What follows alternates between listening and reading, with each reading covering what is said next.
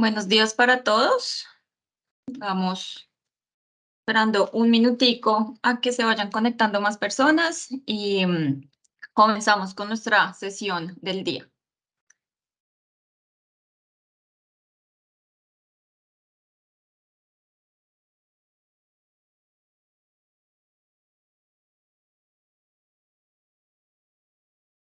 Sí.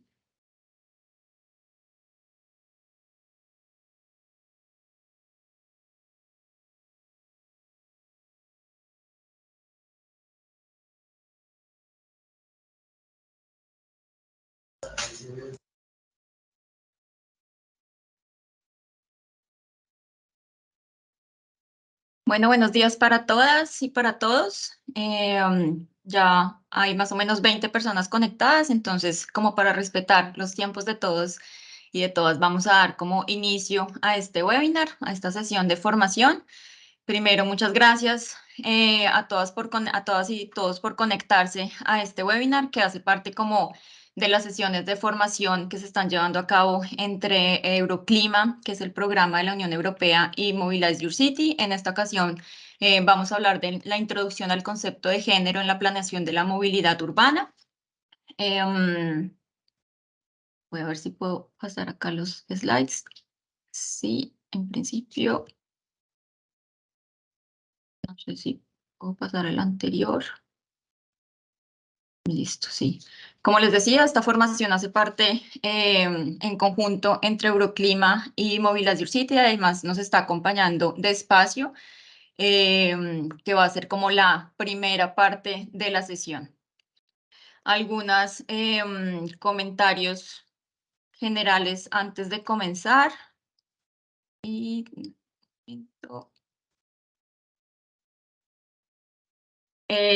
antes de comenzar la sesión, primero pues asegúrense, les recomendamos como tener la cámara apagada y el micrófono en silencio. La sesión va a ser grabada, entonces también si pues no desean como aparecer en la grabación, ya que se va a hacer, ya se va a postear posteriormente en el canal de YouTube de Mobilize Your City. Entonces, si no desean como aparecer en la grabación, pues les recomendamos apagar su cámara y pues también tener como los micrófonos apagados para no intervenir o no molestar tampoco en el momento de las presentaciones. Igual les invitamos a escribir sus preguntas en el chat. Estaremos también al final de la sesión, tendremos un espacio para resolver las preguntas que surjan a lo largo de la sesión.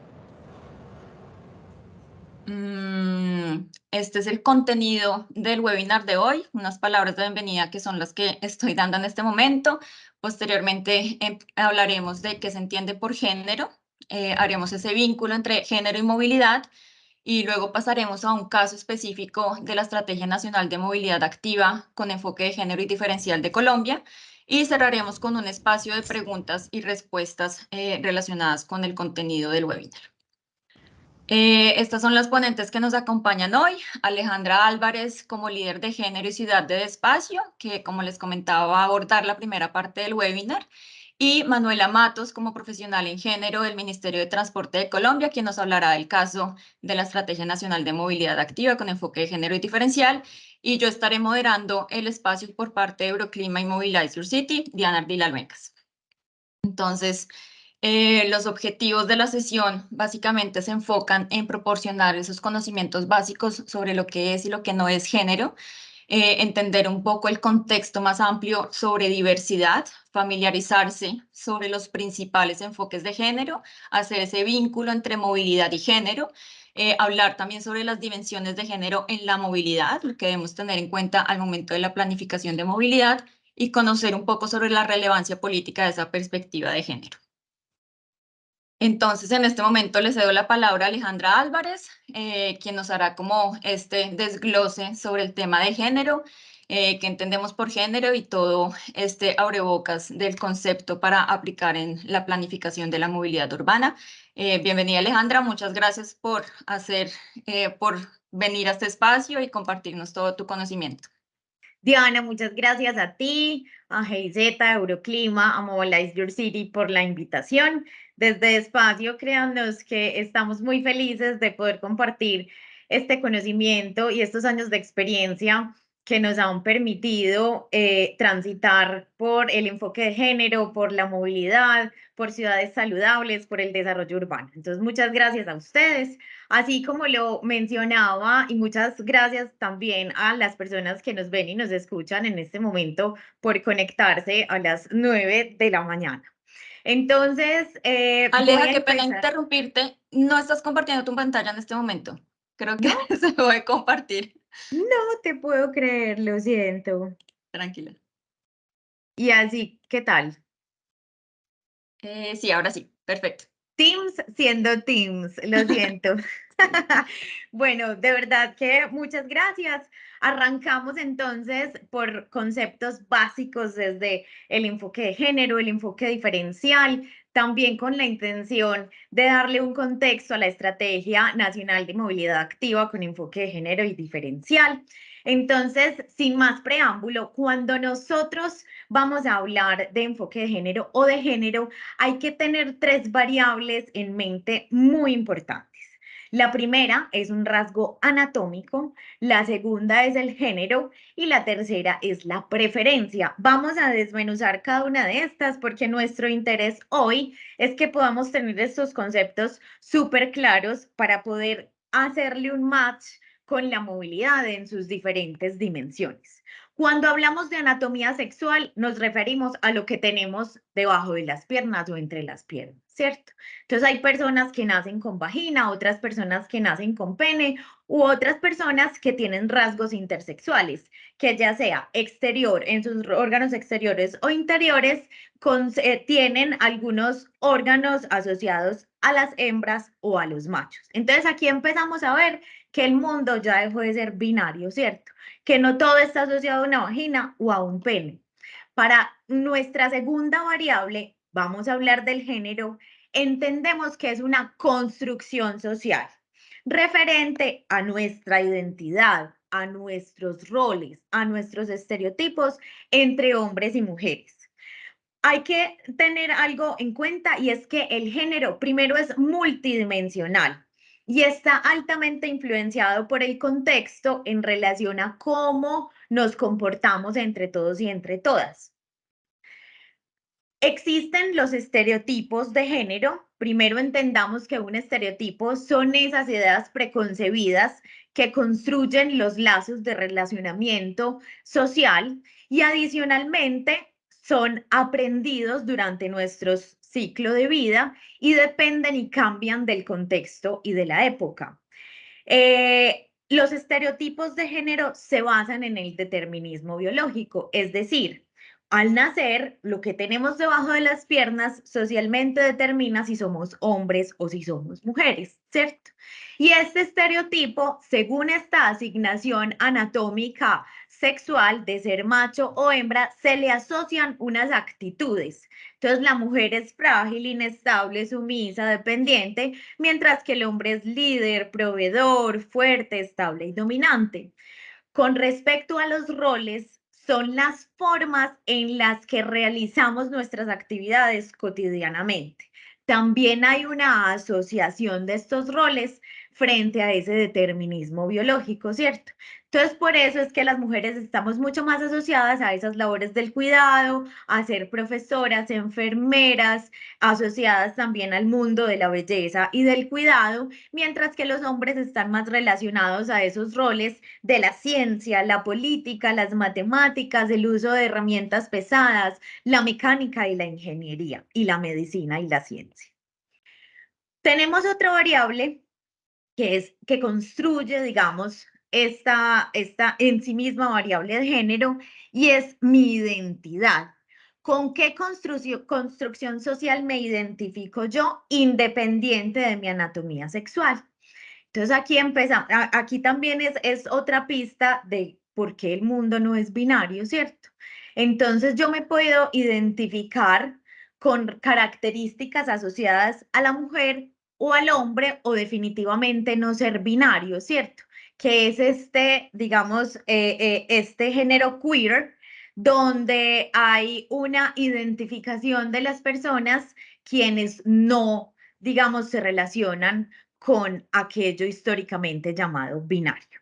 Y por último está la expresión del género, cómo yo me muestro ante el mundo en términos del vestuario, de mi comportamiento, de cómo interactúo con otras personas, entendiendo lo femenino asociado a lo que conocemos socialmente como una mujer, lo masculino como conocemos socialmente asociado a los hombres, y está aquella apariencia andrógina o aquella que los rasgos definitivamente no pertenecen puntualmente a alguno de estos dos aspectos binarios.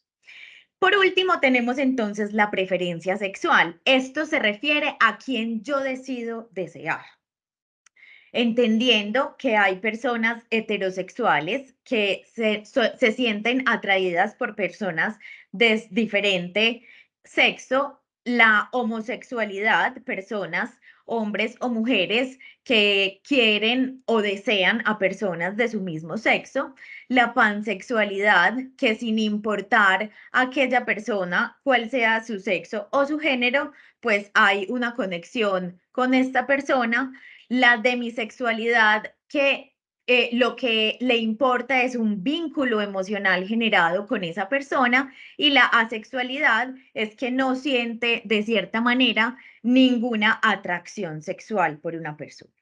Entonces, entendiendo estas tres variables que veíamos al inicio, la anatomía sexual, la identidad y la expresión de género y la orientación sexual, y al entender que existen múltiples combinaciones entre todas estas variables, le abrimos la puerta a la diversidad. Aquí les dejo una cápsula. Voy a ir dando ejemplos, casos de estudio y algunas lecturas recomendadas a través de la presentación. Hay una autora colombiana, si no estoy mal, es de Barranquilla, se llama Catalina Ruiz Navarro, y les recomiendo este libro, se llama Las mujeres que luchan se encuentran, escrito en el 2019, y también cuenta las particularidades del feminismo latinoamericano también. Cierro el paréntesis de la lectura recomendada y entramos entonces al género y diversidad. Entendiendo entonces que el género es una dimensión de la diversidad, y la diversidad tiene diferentes dimensiones en sí mismas. Tenemos la dimensión interna, que es más constante, no la puedo cambiar tan fácilmente. Dentro de esta dimensión interna se encuentra el género. Posteriormente encuentro una dimensión un poco más externa, donde cambia a lo largo de nuestro ciclo de vida, donde tenemos los hábitos, nuestras creencias, nuestra ideología política y demás. Lo importante es que entendamos que el género es solo una dimensión de la diversidad, y que es aquí la importancia de hablar del enfoque diferencial. ¿Ustedes creen que todos y todas compartimos las mismas características, aunque nos identifiquemos con el mismo género? Pues no.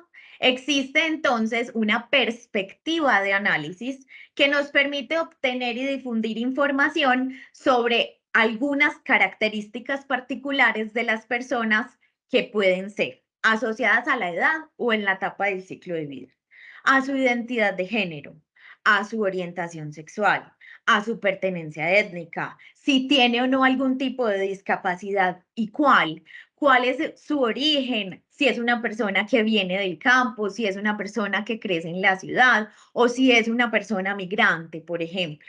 Aparte de las dimensiones que podrían asociarse con lo demográfico, como cuál es su ubicación geográfica o cuál es la región a la que pertenece, y esas características sociodemográficas como la ocupación, la religión, cuál es su nivel educativo, entre otras.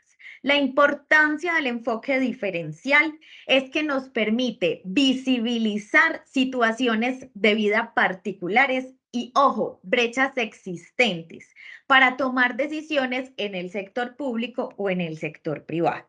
El DANE, por ejemplo, tiene en sus principios el enfoque de género, el enfoque diferencial y también la interseccionalidad. Es decir, ya vamos entendiendo que existe una variable de análisis llamada género, que hay un enfoque diferencial donde esa variable de género hace parte además de otras como el ciclo de vida, la discapacidad y demás.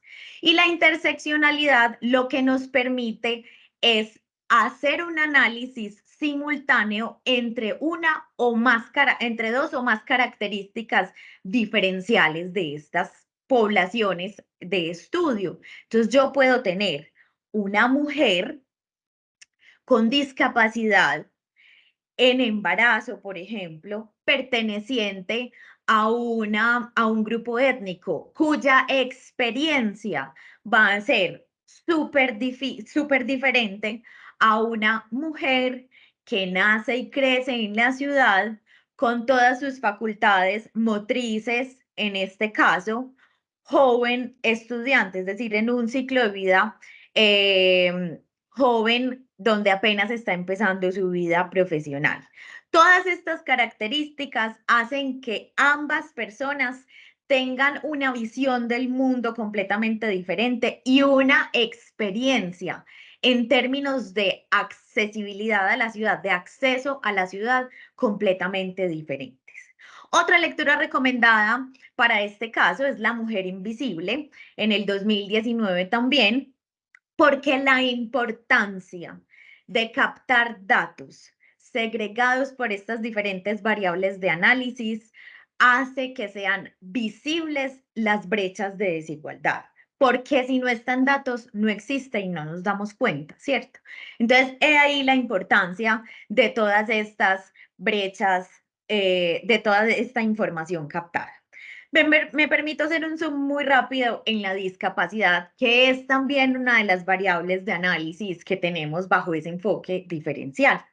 Entonces, ¿qué determina la discapacidad? Un diagnóstico médico, limitaciones para hacer actividades cotidianas de nuestra vida común y adicionalmente las barreras del entorno, que esas barreras del entorno pueden ser físicas, comunicacionales o actitudinales. Las físicas, por ejemplo, es yo estar en muletas o utilizando una silla de rueda y encontrarme de frente un andén alto o unas escaleras en vez de una rampa o un rebaje en un andén. Las comunicacionales, por ejemplo, una persona con baja visión o ceguera, ¿cómo sabe que esa es la ruta del bus que le sirve sin preguntar a nadie, cierto? Y adicionalmente están las barreras actitudinales, que corresponden a la manera en cómo nos relacionamos las personas en un ámbito social. Estas barreras actitudinales pueden ser, de cierta manera, las más difíciles de transformar porque se arraigan también en nuestra cultura y en nuestra cosmovisión. Alguna vez estábamos haciendo en Despacio un proyecto para mi bus en Panamá, donde necesitábamos hacer mejoras para el sistema de información del transporte público masivo. Y empezamos a entender a través de hablar con las personas con discapacidad en grupos focales usuarias del sistema, que por ejemplo muchas personas, muchos conductores de los vehículos cuando ven a la persona con discapacidad esperando el bus en el paradero, prefieren seguir derecho porque incrementan los tiempos de espera, porque el conductor debe descender del vehículo, activar o desplegar la rampa, la persona tiene que subir y adicionalmente el conductor debe asistir la seguridad del cinturón a esta persona. Entonces, son tiempos de viaje que se ven, digamos, el conductor asocia estos tiempos de viaje con su productividad o efectividad en el recorrido. Entonces, muchas veces las barreras que se encuentran en estas personas son actitudinales frente, por ejemplo, a quienes trabajan en estos sistemas de transporte. La persona no es la incapacitada, quien incapacita es el entorno para que esta persona, sin importar su condición, pueda realizar las actividades cotidianas. Los tipos de discapacidad pueden ser diferentes. Podemos tener discapacidad física en el tren superior o inferior, discapacidad sensorial, ya sea visual, auditiva, intelectual, psicosocial o múltiple que combine dos o más tipos de discapacidad anteriormente mencionada. Hay una frase que me gusta mucho de un colega llamado Bernie Bluman de aquí de Medellín, una persona en condición de discapacidad que da asesorías también en términos de movilidad. Y una vez en un taller, mientras aprendíamos sobre discapacidad, nos mencionaba que la discapacidad existe, es que no la podemos negar, todos somos diferentes, pero la desventaja desaparece cuando se eliminan las barreras del entorno. Es decir, si tuviéramos una ciudad completamente construida de una manera accesible para que cualquier persona, sin importar su condición, pudiera acceder de manera autónoma y digna a todos los servicios, pues nadie tendría que asistir a otra persona y nadie estaría en desventaja. ¿De acuerdo? Cierro el paréntesis de la discapacidad con esto y es por eso que la accesibilidad universal es importante, porque nos permite brindar soluciones de calidad, ya sean en entornos, en bienes, en productos, en servicios, en objetos, en dispositivos, para que esa persona tenga seguridad, tenga una experiencia cómoda y sobre todo autonomía, porque a nadie le gusta perder su autonomía, ¿cierto? Adicionalmente, entonces les dejo esta reflexión que me parece bastante particular, entendiendo que ya somos diversos, que esa diversidad tiene múltiples variables. ¿Ustedes creen que a todas que a las personas se les trata de forma diferente en función de estas características diversas? ¿Ustedes creen que las decisiones en diferentes ámbitos políticos, sociales y demás se toman sobre las personas en función de estas características? Para mí la respuesta es sí, y eso significa que tenemos una brecha de desigualdad. Es necesario entonces una comprensión más alta de la inclusión de género y del enfoque diferencial en las políticas públicas, en la planificación, en el diseño de infraestructura. Estas políticas, sobre todo, deben atender no solamente a una población, digamos, femenina, sino también entendiendo una diversidad de orientaciones sexuales, de identificaciones de género.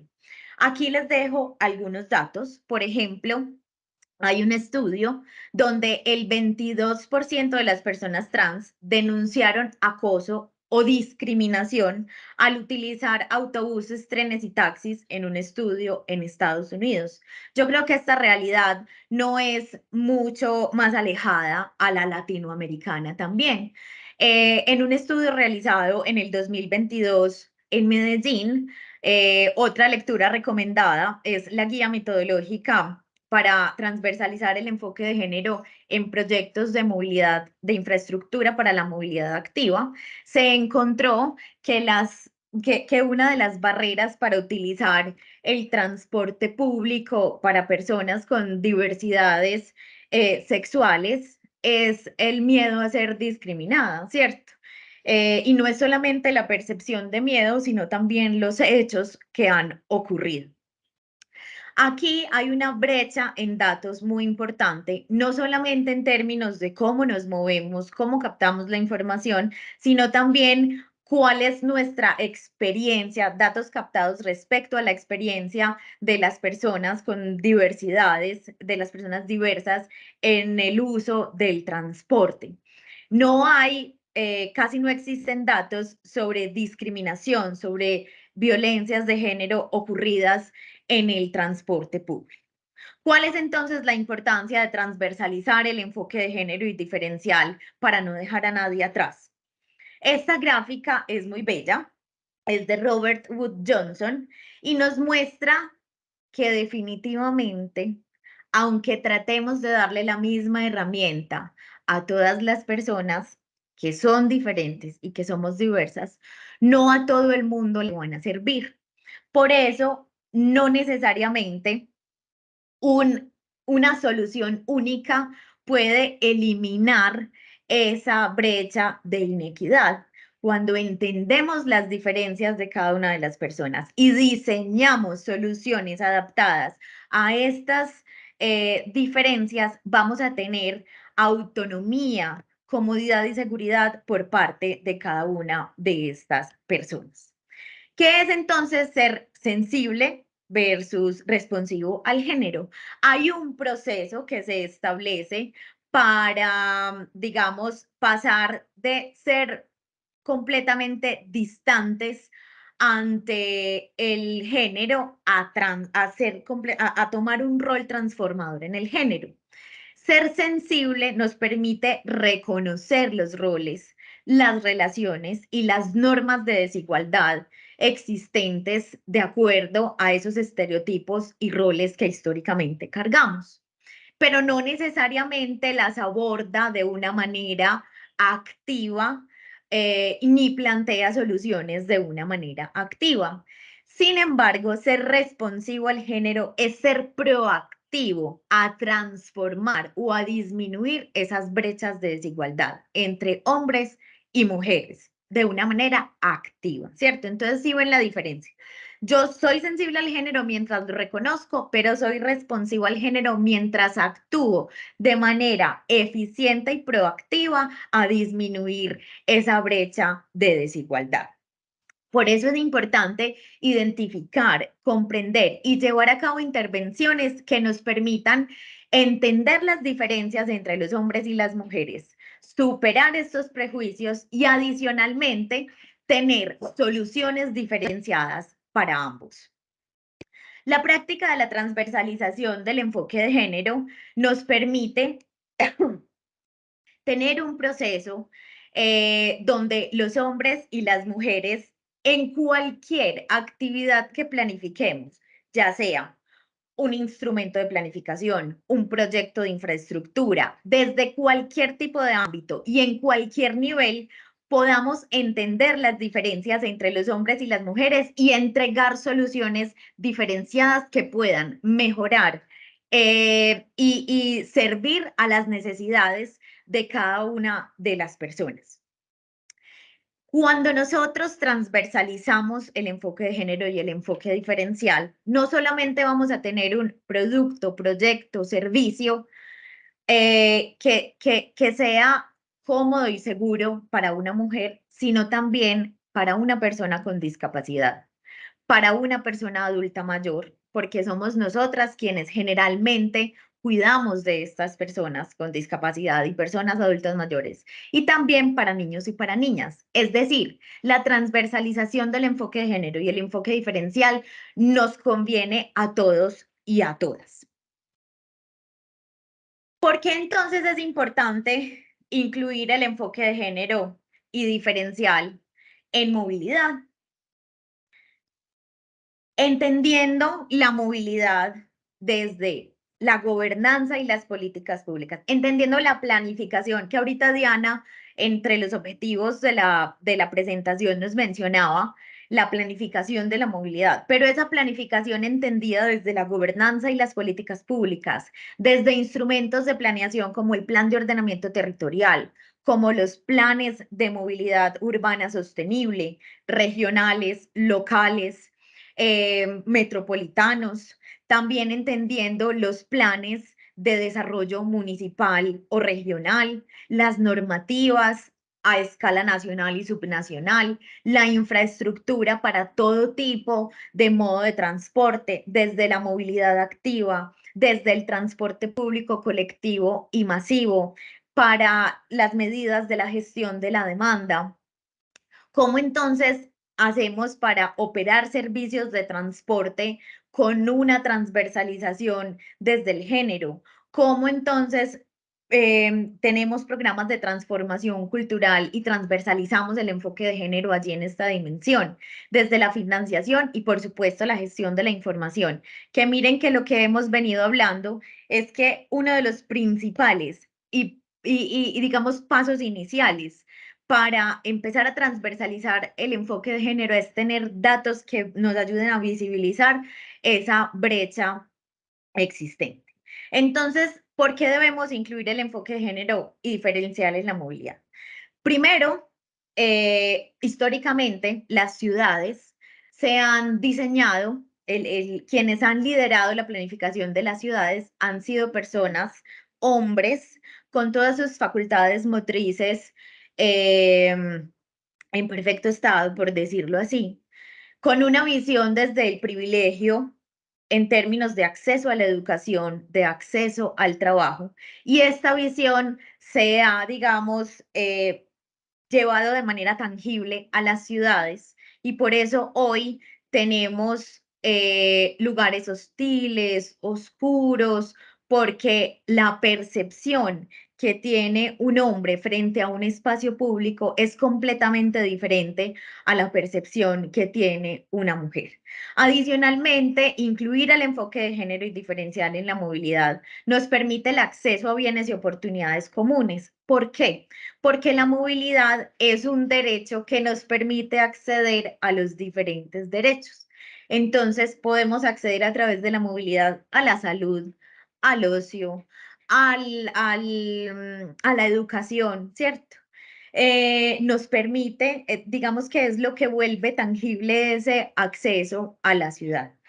Adicionalmente, el enfoque de género y diferencial en la movilidad no es algo que vino, digamos, desde hace poco. Ya vamos a contar un poco cuál es la historia en términos de política pública y nos permite que esos objetivos de desarrollo sostenible tengan concretamente dos objetivos que apunten a disminuir la brecha no solo de las mujeres, niñas y niños, sino también en esas ciudades donde se desarrolla la vida de estas personas. Adicionalmente, es una variable de análisis que nos permite tener una planificación del transporte mucho más humana y centrada en las personas, ¿cierto? Entonces, claro, cuando somos empáticos a través del enfoque de género y diferencial, tenemos soluciones mucho más empáticas que van a ayudar a todos y a todas, y eso termina beneficiando a todas las personas. Aquí terminó un poco digamos, esa introducción de las definiciones y demás, y entramos a lo puro y duro de cómo el género determina la movilidad. Las mujeres, de acuerdo a esos estereotipos que les contaba ahora, que son completamente construcciones sociales, que son esos paradigmas que tenemos para ver el mundo, realizamos unas actividades en mayor medida que los hombres y esas actividades se relacionan de mayor forma a esas actividades del cuidado. Eso significa que tenemos patrones de desplazamiento diferentes a las de los hombres. Además, el acceso a los modos de transporte para nosotras es limitado porque no necesariamente tenemos la misma participación laboral que los hombres, no tenemos los mismos ingresos económicos y eso también limita nuestra toma de decisiones en términos del modo de transporte que vamos a utilizar. Entonces, no solamente es una variable del tiempo que tengo disponible de acuerdo a ese montón de labores de cuidado que tengo que utilizar, sino también cuáles son los recursos financieros que tengo disponibles para poder elegir un modo de transporte.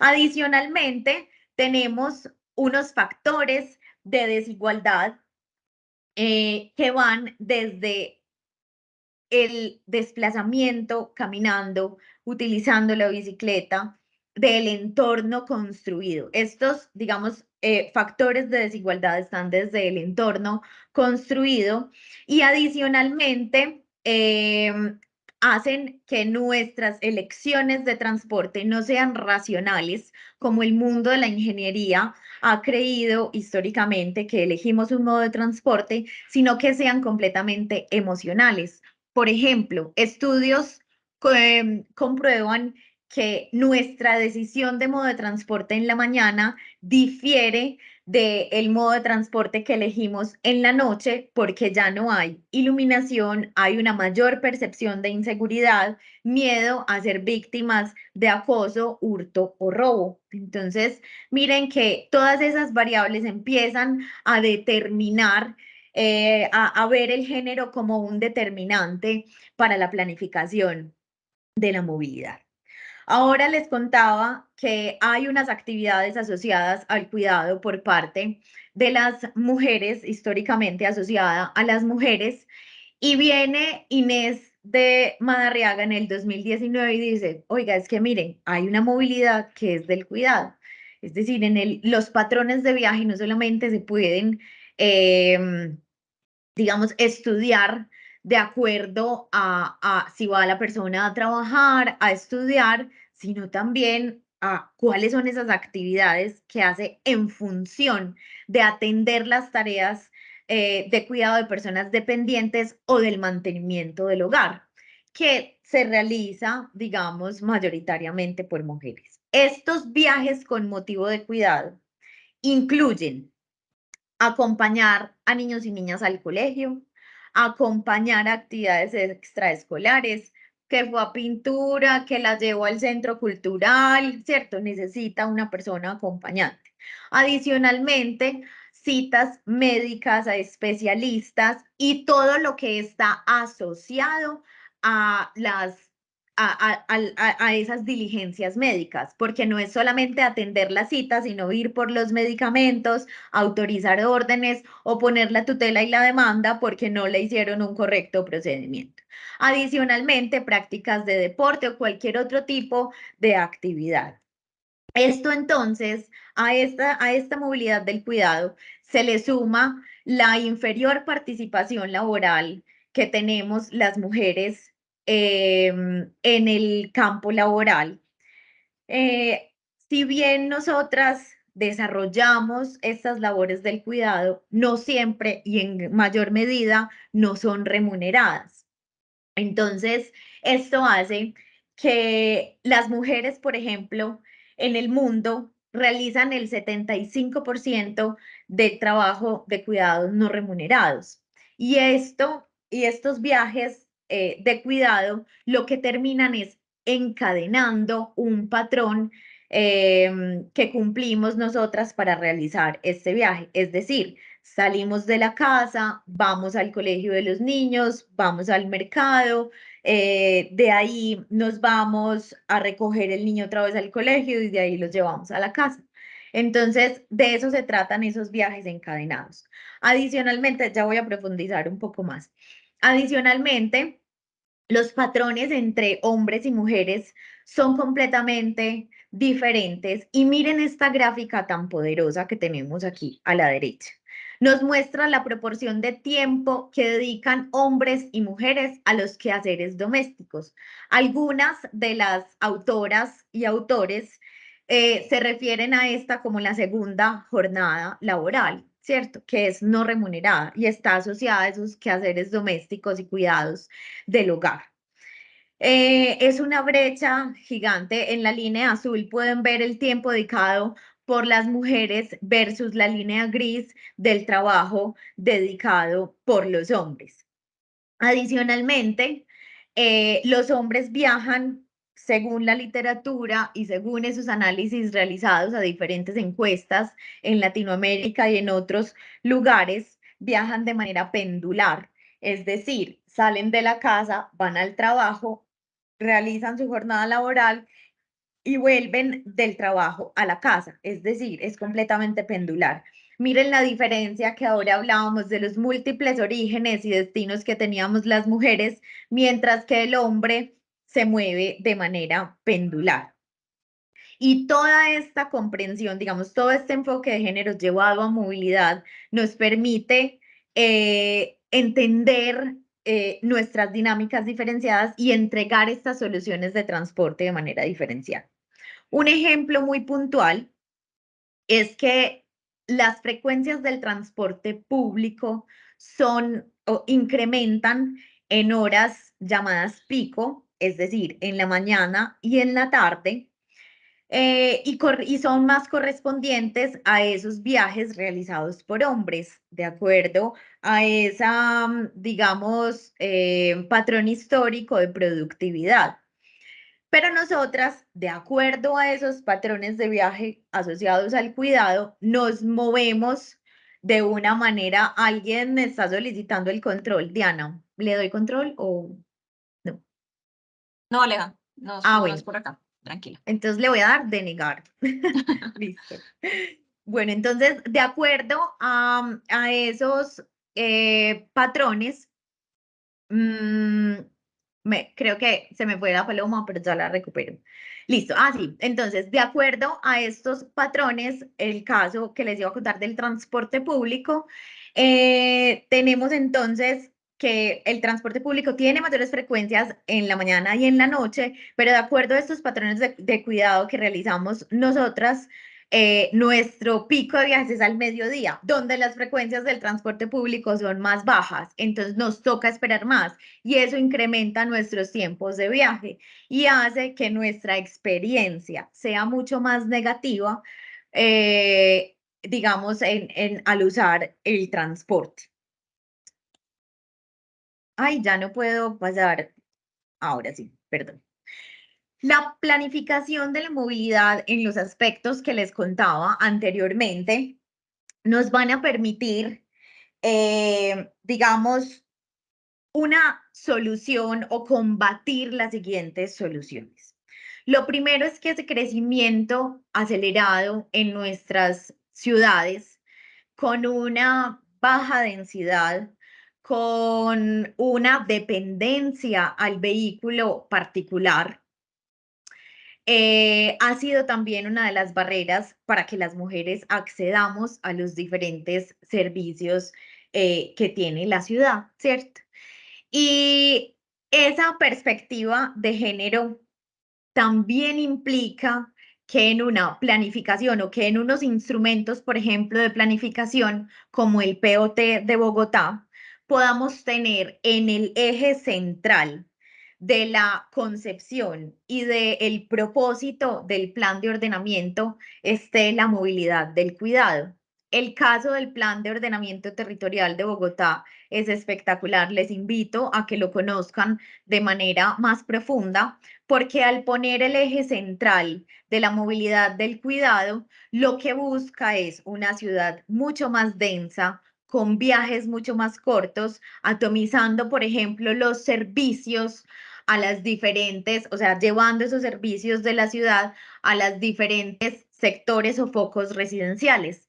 De ahí surgen las manzanas del cuidado. Hago un paréntesis y los invito para mañana al webinar que va a estar espectacular, que vamos a tener también en Despacio, donde les vamos a contar sobre este proyecto de las manzanas del cuidado en una investigación. Cierro paréntesis.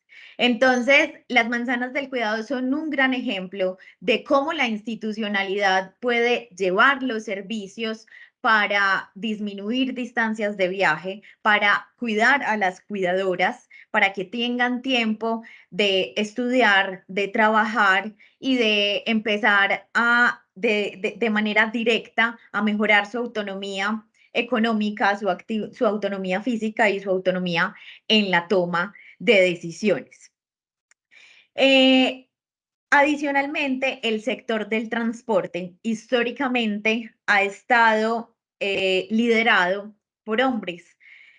Ahora estamos empezando a tener, digamos, una secretaria de movilidad, por ejemplo, en Bogotá, diferentes tomadoras de decisiones dentro del ámbito público, y esto es de alta importancia porque la perspectiva, la visión que tiene una mujer de acuerdo a su realidad, que vive a través de sus estereotipos y roles, es fundamental para la toma de decisiones en términos de la planificación de proyectos de movilidad.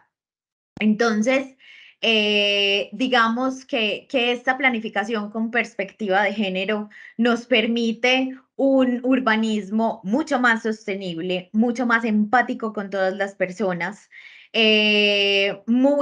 digamos, una promoción del transporte público, de la movilidad activa y adicionalmente una participación laboral en todos los niveles y escalas de las mujeres en este sector, viéndolo desde una perspectiva productiva. Para analizar el género en términos de movilidad, hay, digamos, una metodología que se establece en el 2020 a través de una publicación también recomendada, otra lectura recomendada, que es Acciones para no dejar a nadie atrás en Colombia. Surge en el 2020 y establece 4 categorías de análisis para, para analizar la movilidad. La primera son los patrones de movilidad, cómo nos movemos. La segunda es cuáles son nuestras experiencias sobre los tipos de violencias en el espacio público y adicionalmente cuál es los factores sistémicos de riesgo en términos de seguridad vial. Y adicionalmente, las políticas y programas que tenemos para participar en la toma de decisiones en el sector de la movilidad. Ahora les hablaba de las autonomías física, económica y de toma de decisiones establecidas por la CEPAL y los 4 ámbitos de análisis. ¿Cómo entonces transversalizamos en un ciclo del proyecto de movilidad todas estas, digamos, autonomías, las llevamos a través de estos patrones de movilidad? Es un gran reto. Primero, entendiendo cuáles son nuestros patrones de movilidad, cuáles son nuestros comportamientos para desplazarnos. Esta gráfica es muy buena, está en los determinantes del género en las políticas de movilidad urbana en América Latina, una publicación de la CEPAL del 2019, y establece un paralelo entre cómo nos movemos los hombres y las mujeres. Como les mencionaba inicialmente, los motivos de viaje de las mujeres están asociados a las tareas del cuidado, a la movilidad del cuidado, mientras que los hombres están asociados principalmente a actividades laborales. Nosotras recorremos distancias más cortas, pero en mayor cantidad. Los hombres hacen en promedio menos trayectos, pero en distancias más largas. Nosotras tenemos múltiples paradas durante los trayectos, mientras que los hombres generalmente están asociados estos viajes con las responsabilidades laborales. Nosotras, ese, digamos, patrón de viajes en cadena que les mencionaba, también tiene, digamos, una geometría en estrella, que seguramente si van al webinar de mañana, Berta se los explicará, y es que no solamente al salir de la casa vamos al trabajo, de ahí al mercado, recogemos niños y volvemos a la casa, sino que la casa se nos vuelve un centro como de operaciones. Entonces, yo salgo de la casa, llevo a un niño, vuelvo a la casa, voy al mercado, salgo del mercado, vuelvo a la casa. Entonces, se convierten estos viajes como en una estrella, ¿cierto? Donde el centro de esa estrella es el hogar. Mientras que los hombres tienen trayectos directos de ida y vuelta o de esa manera pendular, como les mostraba. Nuestros horarios para viajar son diferentes a los de la hora pico, como les mencionaba, con el ejemplo del transporte público, presentando un pico de viajes más alto al mediodía, seguramente relacionado a esas labores del cuidado. Nosotras viajamos más acompañadas que los hombres, generalmente por personas adultas mayores, personas con discapacidad o niños y niñas. Y tenemos una ocupación volumétrica mayor que los hombres de acuerdo a los paquetes, cochecitos y demás que llevamos. Porfa, Diana, avísame cómo vamos de tiempo para ir agilizando. Tranquila, Aleja, continúa, te estoy avisando. Perfecto, perfecto, gracias. Algo importante en el patrón de viajes de las mujeres es que nosotras caminamos más, los modos de transporte que más utilizamos. Caminamos más, utilizamos más el bus, el taxi, y eso nos expone más al espacio público, ¿cierto? Que estudios determinan que nosotras percibimos de una manera más hostil, pero con la bicicleta es muy particular. Y es que en ciudades donde hay bajo porcentaje de uso de la bicicleta como medio de transporte, la participación de las mujeres es muchísimo menor. Entonces, casi no utilizamos la bicicleta como medio de transporte. Por eso es un gran indicador que las ciudades quieran tener viajes, incrementar los viajes de bicicleta de mujeres. ¿Por qué? Porque entre más mujeres en bicicleta, más participación de viajes en este modo vamos a tener. Si aumentan los ciclistas en la calle, disminuye la percepción de inseguridad. Que ojo, esa percepción está más arraigada en las mujeres, de acuerdo a todo ese histórico que ya hablamos, que en los hombres. Y adicionalmente, aquellas ciudades que son mucho más carrocentristas, cuando los viajes en bicicleta, cuando hacemos un zoom en esos viajes en bicicleta, son más realizados por hombres jóvenes o en edad media que por mujeres. Entonces, tener mujeres en bicicleta en las ciudades es un gran indicador de que la ciudad es segura, es cómoda, y es accesible y sobre todo confiable para salir a utilizar este modo de transporte. Por ejemplo, en Bogotá, según este estudio, las mujeres dedican un 11% más de tiempo al desplazarse al trabajo que los hombres, con mayores diferencias en los sectores a donde viajan de los barrios de bajos ingresos. Los hombres, de cierta manera, realizan viajes más relacionados al trabajo fuera de los distritos, y adicionalmente se realizan en unas horas, digamos, que también difieren entre hombres y mujeres. Y las mujeres solo representan el 21% de los ciclistas de la ciudad, asociado también a la carencia o estado de la infraestructura, es decir, que no hay cicloinfraestructura que conecte orígenes y destinos, o la calidad, porque ahí empieza a ser importante la variable de calidad cuando hablamos de una infraestructura para la movilidad activa con enfoque de género. La seguridad personal, recuerden que ahorita hablábamos entonces de la otra variable que sería la seguridad personal. También es determinante a la hora de utilizar un medio de transporte. Generalmente, cuando estamos expuestas al espacio público, somos mucho más vulnerables a situaciones de violencia de género, ya sea de acoso sexual o de violencia sexual y seguridad, tanto en el espacio público como en el transporte, en la movilidad activa y en el transporte público. Por ejemplo, el 70% de las mujeres que utilizan el transporte público en Ciudad de México han sufrido violencia de género.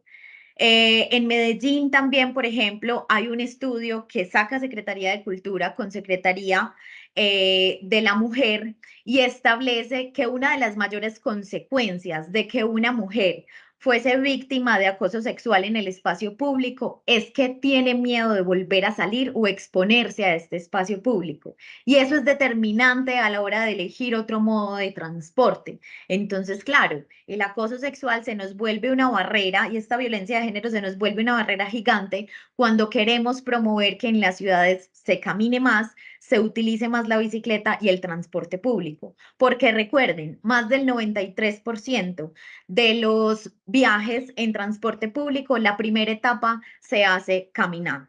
Entonces, este acoso sexual y estas violencias de género en el espacio público y en los sistemas de transporte tienen unas graves consecuencias para nosotros. Como les mencionaba, el miedo de volver a salir al espacio público, la percepción de vulnerabilidad, la movilidad restringida. Entonces, claro, ya necesito a alguien que me acompañe o prefiero pagar un taxi, entonces el ticket de compra se me incrementa mucho más. Y adicionalmente empezamos a buscar estrategias para evitar estas situaciones donde nos sentimos vulnerables, como por ejemplo buscar compañía entre colegas del trabajo para caminar, etc. La percepción de seguridad es completamente relevante en la elección del modo de transporte y recuerden que esta percepción está completamente asociada al género. Aquí algunos ejemplos puntuales desde Bogotá. Según un estudio, el 85% de las mujeres sufrieron acoso sexual en todos los modos de transporte. Adicionalmente, la denuncia del acoso sexual, 87% frente a 76% de mujeres con ingresos más bajos y más altos respectivamente. Es decir, hay una condición mayor de vulnerabilidad para aquellas mujeres que hacen parte de esos ingresos más bajos. Eh, Están más propensas a utilizar o a ser víctimas de estas conductas sexuales inapropiadas. Desde la seguridad vial, que es la otra de las características de análisis, inicialmente, nosotras estamos mucho más expuestas al utilizar modos que de cierta manera se conciben un poco más vulnerables, como la caminata, la bicicleta, y estar más expuestas al espacio público, pues estamos más expuestas a cualquier siniestro en la vía, ¿cierto? Un muerto no es un muerto. Empecemos porque partimos de la premisa desde ese sistema seguro, de movilidad segura, y es que nadie debería perder la vida yendo a trabajar o yendo a hacer alguna labor de cuidado o yendo a estudiar, ¿cierto? Pero como nosotras realizamos más cantidad de viajes, estamos más expuestas al espacio público, tenemos una mayor probabilidad de ser víctimas de algún tipo de siniestro vial. Las mujeres, de cierta manera, si bien tenemos una mayor condición de vulnerabilidad, son los hombres quienes utilizan en mayor medida los vehículos motorizados, autos y motos. Por ejemplo, en Medellín, solo el 17% de los viajes que se realizan en auto son conducidos por una mujer. Les estoy hablando de la encuesta Origen-Destino del 2017 porque aún no tengo el dato actualizado de esta encuesta Origen-Destino. Pero miren que, o sea, realmente no somos muchas, por ejemplo, en Medellín, las mujeres que conducen un vehículo particular. Y hay una gran tasa de mortalidad de hombres usuarios, de hombres jóvenes usuarios de la motocicleta, porque además hay condicionantes sociales relacionadas a las conductas de los usuarios de la motocicleta, como por ejemplo que les hace sentir más vigorosos, que les hace sentir más atractivos para las otras personas y eso incide en los comportamientos que tengan en la calle.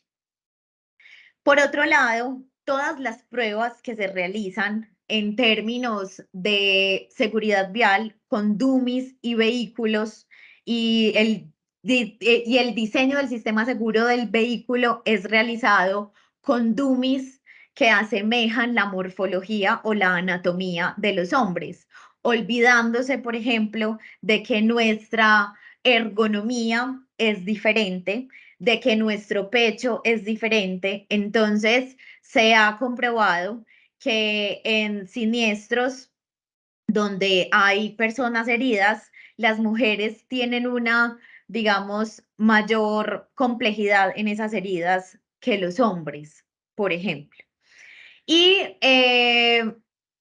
los datos no se captan con esas características diferenciadas, entonces es muy difícil hacer un análisis posterior de quién fue la persona que murió, cuál sería el motivo, digamos, de ese viaje, en fin, porque no hay datos que permitan el análisis, no hay datos diferenciados que permitan el análisis. Por otro lado, tenemos Aleja, qué entonces. pena interrumpirte así, más o menos 5 minuticos por mucho para que tengamos un espacio de preguntas y respuestas al final. Perfecto, ¿Listo? perfecto, ya voy a terminar. Y la seguridad vial se asocia, como les mencionaba hace unos minutos, se asocia, es una de las principales barreras para que las mujeres accedamos, sobre todo al uso de la bicicleta como medio de transporte. El miedo a ser víctimas de un incidente de tránsito o de un siniestro. Adicionalmente, la falta de conexión entre origen y destino de la infraestructura hacen que por eso tengamos tan bajos niveles en nuestras ciudades latinoamericanas y sobre todo en Colombia de mujeres utilizando la bicicleta como medio de transporte. Hay una variable que no la mencioné en digamos, en esta metodología de análisis, pero está la accesibilidad. La accesibilidad pone en el centro del diseño a la persona, ¿cierto? Y busca que no se homogeneicen, digamos, bajo humano neutro todas las necesidades de movilidad. Que haya, digamos, busca que no haya ese diseño estandarizado bajo las características de un hombre de mediana edad, con todas sus capacidades físicas, motrices y cognitivas, porque termina siendo completamente excluyente y tenemos las consecuencias que tenemos hoy. Entonces, la accesibilidad lo que busca es que todas las personas, sin importar su condición, puedan acceder a los servicios de ciudad. Esta accesibilidad se puede medir a través de 3 escalas o, digamos, niveles de análisis. La microaccesibilidad es aquella del paso a paso, del metro al metro, del diseño del espacio público como tal. Aquí una herramienta fundamental para las ciudades debería ser el manual de espacio público. La meso, tenemos una escala mucho más amplia de cómo entonces conectamos esos centros residenciales con esos centros de cuidado como los centros de salud, como los espacios educativos, como los espacios comerciales. Y adicionalmente, cómo entonces las personas se conectan para hacer múltiples viajes y acceder a todos esos servicios de ciudad desde esa escala mucho más amplia de ciudad. La planificación, digamos, desde la accesibilidad nos permite oportunidades de acceso a servicios y bienes, la participación en la vida económica, política y social, y adicionalmente autonomía física, autonomía en la toma de decisiones y sobre todo económica, porque a través de la accesibilidad podemos ir a trabajar, podemos agilizar esas labores del cuidado y tener más tiempo libre.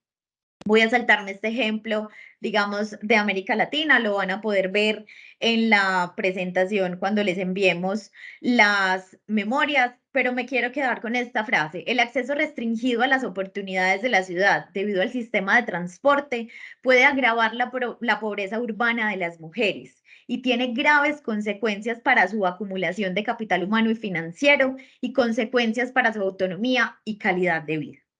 La accesibilidad financiera en esta dimensión de la movilidad nos dice que no deberíamos invertir, según la literatura, más de 2 cifras de nuestro salario en movilidad. Es decir, debería ser inferior, los gastos en transporte deberían ser inferiores al 9%.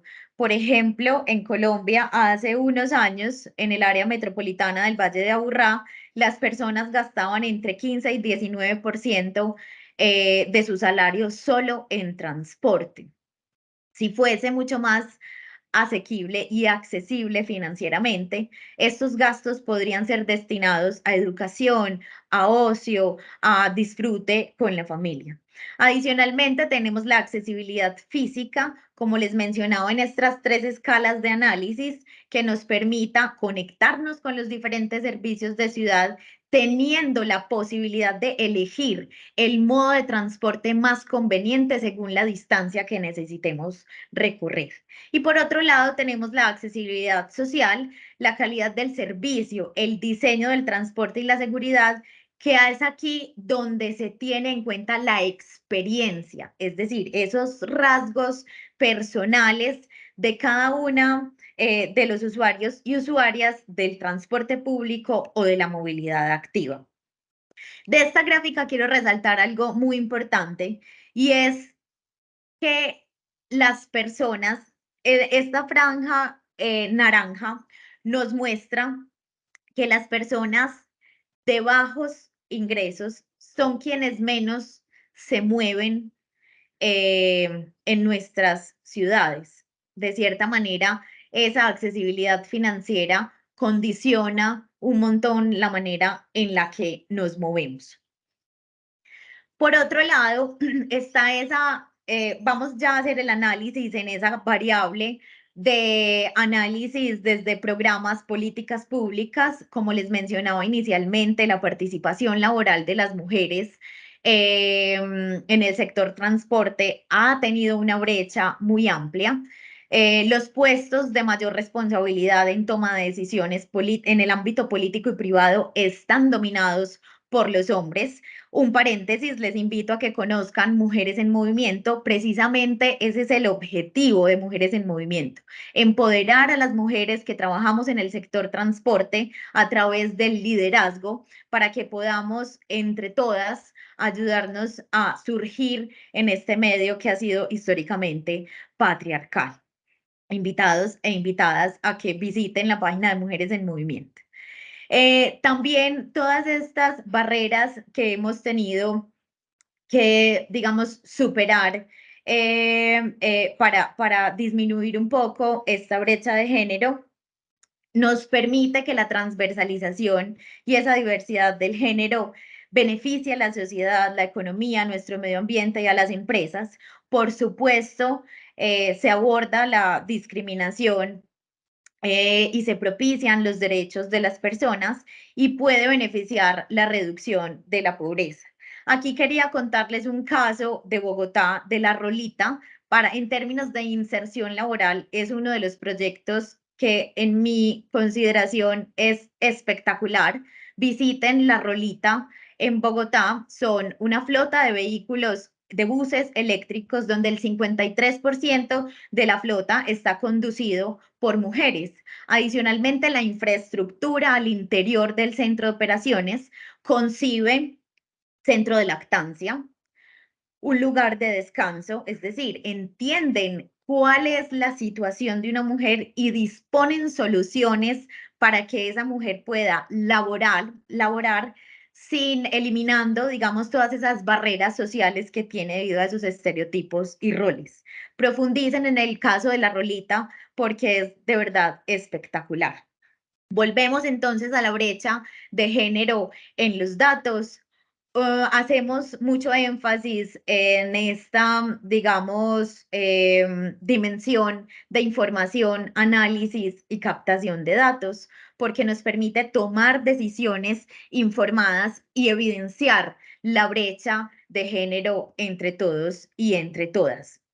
Un caso muy puntual, en Suecia, un equipo de trabajo que hacía parte de la ciudad tenía la tarea de recoger la nieve, donde inicialmente empezaban, el proceso de recolección de nieve empezaba por donde circulaban vehículos motorizados, es decir, en la calzada, pero se dieron cuenta que al incluir una perspectiva de género, lo que debían hacer primero era eliminar la nieve de andenes y cicloinfraestructura, porque es allí donde las mujeres circulan con mayor dificultad cuando hay nieve. En cambio, los carros pueden superar con mayor facilidad la nieve que una persona caminando o en bicicleta.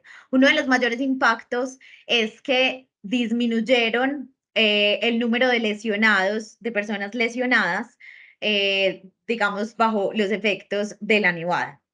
Por último, tenemos el contexto político.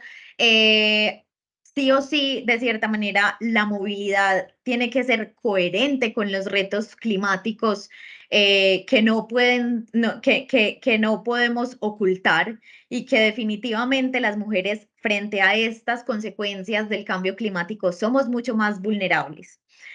Por ejemplo, en las laderas de nuestras ciudades, cuando hay deslizamientos, cuando hay avenidas torrenciales, las principales víctimas son las mujeres. Y es por eso que las acciones por el clima deberían tener una transversalización del enfoque de género y diferencial, porque adicionalmente somos nosotras quienes podemos también aportar a las soluciones del cambio climático y hoy por estas brechas de desigualdad no necesariamente podemos hacerlo. Existen compromisos internacionales que ponen los ojos en la transversalización del género en estos compromisos con los retos climáticos. Tenemos el Acuerdo de París, el Programa de Trabajo de Lima, la Agenda 2030 para el Desarrollo Sostenible, que tiene 3 principios fundamentales, de los cuales 2 establecen no dejar a nadie atrás y el empoderamiento de las mujeres, niños y niñas. Aquí les dejo en las diapositivas un histórico del Acuerdo de París, donde empezamos a evidenciar a través del tiempo, donde inicialmente no se consideraba una transversalización del enfoque de género, pero hoy ya empieza a ser bandera para la eliminación de brechas.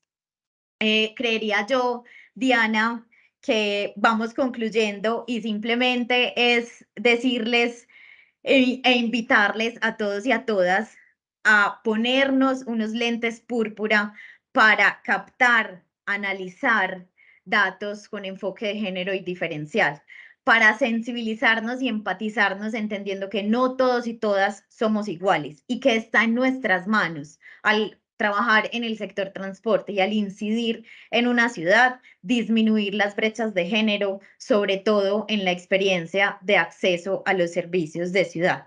Muchas gracias y gracias por su atención y su tiempo. Muchas gracias, Aleja. Muy, muy interesante todo el contenido que nos brindas y que nos compartes. Súper importante tener claridad en todos los conceptos sobre género, diversidad, interseccionalidad y fundamental hacer como ese enlace con la planificación de la movilidad de nuestras ciudades. Entonces, muchas, muchas gracias nuevamente. Te A invito a ti. que te quedes con nosotros para tener una sesión de preguntas y respuestas al final. Igual les invito a todas las personas a incluir sus preguntas en el chat. Y invito a Manuela Matos del Ministerio de Transporte de Colombia a que comparta la presentación sobre la Estrategia Nacional de Movilidad Activa con enfoque de género y diferencial. Tengo entendido que puedes compartir tu pantalla, entonces te invito Eso, yo todavía también estoy a... compartiendo, ya no. No, ya no, Aleja. Gracias. Perfecto. Listo. Listo. Nuevamente, Manuela, Ay, muchas gracias y te cedemos la palabra. vale, muchísimas gracias, Diana. Ahí me están oyendo, ya están viendo la pantalla, ¿me confirman? Sí, perfecto. Listo, súper. Bueno, primero que todo, muchas gracias por la invitación. Me presento, mi nombre es Manuela Matos, yo soy antropóloga y hago parte del Ministerio de Transporte, apoyando la transversalización del enfoque de género en la entidad y en sus entidades adscritas y vinculadas. Quisiera comenzar un poco como dando un contexto acerca del Ministerio de Transporte, y es que en efecto como cabeza de sector pues está comprometido con los temas de igualdad de género, y en ese sentido en el 2019 se crea el primer comité sectorial para la coordinación e implementación de la política pública nacional de equidad de género para las mujeres a través de la resolución 2830 del 2019, que posteriormente surte una actualización en el 2022. ¿No? Como todo comité, pues tenemos un plan de acción en donde, ay caramba, ¿qué pasó? Ya.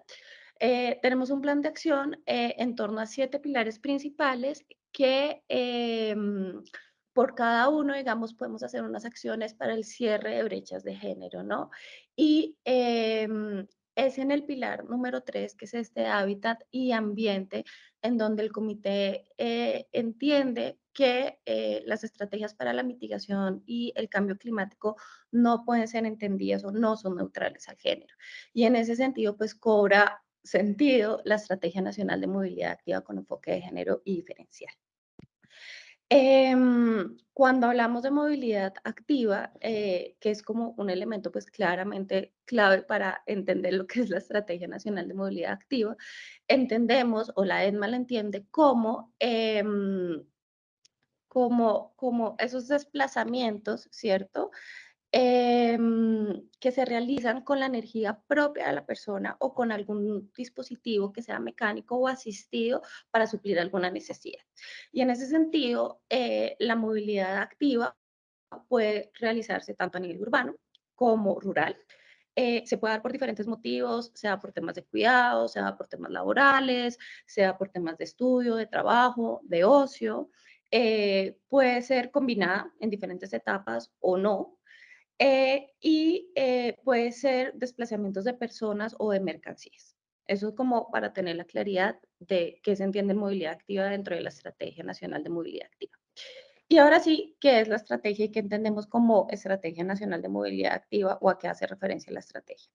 Esta estrategia responde a que en el año 2022 el gobierno nacional formula la estrategia como una forma, ¿cierto?, de darle unos instrumentos, unas directrices, unos programas, unos proyectos que puedan darle precisamente el cumplimiento a lo establecido en el COMPRES 3991, que es esa política nacional de movilidad urbana para hacerle frente a los estragos de los gases de efecto invernadero en el país y en el territorio nacional. Y